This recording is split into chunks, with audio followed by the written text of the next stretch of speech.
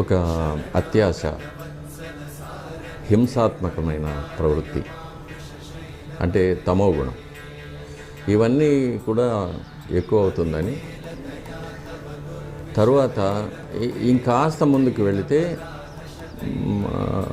మానవుల్లో 2 జాతులు తయారవుతాయని.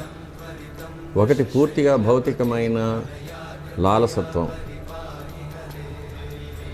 అటువైపుగా ప్రయాణించి రాక్షస ప్రవృత్తితో మనుషులు అయిపోతారని. ఇంకొక శాఖగా మానవాతీతమైన శక్తులు పొందినవారు, ఎక్స్ట్రా సెన్సరీ పర్సెప్షన్ అంటాము, అటువైపుగా ఒక మానవ జాతి ఉద్భవిస్తుందని.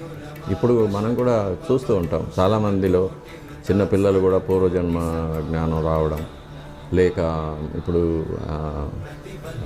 రష్యాలో దీని మీద చాలా చాలా రీసెర్చ్ జరుగుతుంది, యుఎస్ఏలో కూడా జరుగుతుంది. మనుషులు కొన్ని సమాధి స్థితికి పోవడం, అందులో జరిగే మార్పులు, వాటి మీద. ఇవి కాకుండా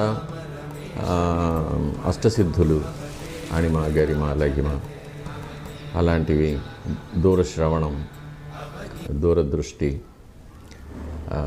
తర్వాత భవిష్యత్తులోకి వెళ్ళడము, it's called out of the body experiences అంటాము. తర్వాత నియర్ డెత్ ఎక్స్పీరియన్సెస్, ఇట్లాంటివన్నీ బయటపడ్డాము. ఇవన్నీ కూడా ఆ దిశగా మనకు కనిపిస్తున్న ఎవిడెన్సెస్ ఇవి.